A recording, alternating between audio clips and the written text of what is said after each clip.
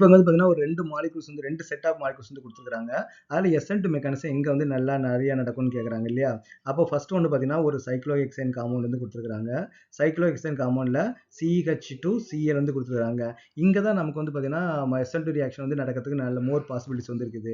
ஏன் அப்படின்னு வந்து பார்த்தீங்கன்னா, SN2 ரியாக்ஷன் அப்படின்னா, அந்த இடம் வந்து பார்த்தீங்கன்னா ஃப்ரீயா இருக்கணும். அந்த கார்பன் வந்து நமக்கு வந்து ஃப்ரீயா இருக்கணும். ஏன்னா SN2னா 2 மாலிக்யூல் வந்து நமக்கு வந்து ரியாக்ட் ஆகணும். அப்போ இங்க OH வந்து நமக்கு வந்து ரியாக்ட் ஆக வரும்போது என்ன ஆகும்னு பார்த்தீங்கன்னா, இது வந்து இந்த கார்பன் வந்து நமக்கு வந்து ஃப்ரீயா இருக்கணும். பக்கத்துல வந்து எதுவும் நமக்கு வந்து பல்கி குரூப் வந்து இருக்கக்கூடாது. அப்போ ஃபர்ஸ்ட் இத கம்பேர் பண்ணும்போது, செகண்ட் இதுல வந்து பார்த்தீங்கன்னா, சைக்ளோஹெக்சேன் வந்து டைரக்ட்டா வந்து நமக்கு வந்து அட்டாச் ஆயிருக்குது இல்லையா? அப்போ இந்த கார்பன நமக்கு வந்து அட்டாச் பண்றது வந்து நமக்கு வந்து கொஞ்சம் கஷ்டமா இருக்கும். ஏன்னா பக்கத்துல வந்து பார்த்தீங்கன்னா, ஒரு சில கார்பன் ஆட்டம் குரூப்லாம் வந்து இருக்குது. இங்க நமக்கு எப்படி இருக்கு பார்த்தீங்கன்னா, இந்த கார்பன் வந்து நமக்கு வந்து ஃப்ரீயா இருக்குது. அப்போ நமக்கு இதான் நமக்கு வந்து more possible to react the SN2 reaction. But ஆனா ரியல் மெக்கானிசம் நமக்கு என்னது?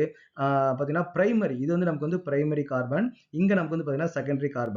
அப்போ பிரைமரி தான் நமக்கு வந்து மோர் ஃபேவரபிளா வந்து இருக்குது. அப்போ நீங்க ஆன்சர் எழுதும்போது அப்போ primary SN2 mechanism is more favourable for the primary reaction. So the reaction will happen in this compound சொல்லிட்டு நீங்க வந்து எழுதணும். ஓகே. ஆனா பார்த்தோன்னே கண்டுபிடிக்கணும்னு பார்த்தீங்கன்னா, ஃபங்க்ஷனல் குரூப் எங்க இருக்குதோ அந்த கார்பன் நமக்கு ஃப்ரீயா இருந்துச்சுன்னா, அங்க தான் நமக்கு SN2 ரியாக்ஷன் வந்து நடக்கும். ஏன்னா இன்னொரு மாலிக்யூல் வந்து அட்டாக் பண்றதுக்கு நமக்கு வந்து வசதியா இருக்கும். செகண்ட் செட்ல என்ன குடுத்துருக்காங்கன்னு பார்த்தீங்கன்னா, அயோடின் வந்து நமக்கு வந்து குடுத்துருக்காங்க.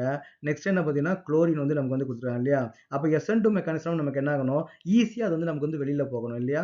அப்ப நமக்கு வந்து பார்த்தீங்கன்னா, அயோடின் வந்து நமக்கு வந்து ஈஸியா வெளிய போயிடும். ஏன்னா அது வந்து பல்கி பெரிய ஆட்டமா இருக்கனால. பெரிய ஆட்டமா இருக்கனால பார்த்தீங்கன்னா, அதுக்கு வந்து அதோட ரியாக்டிவிட்டி வந்து பார்த்தீங்கன்னா ரொம்ப புவரா தான் இருக்கும்.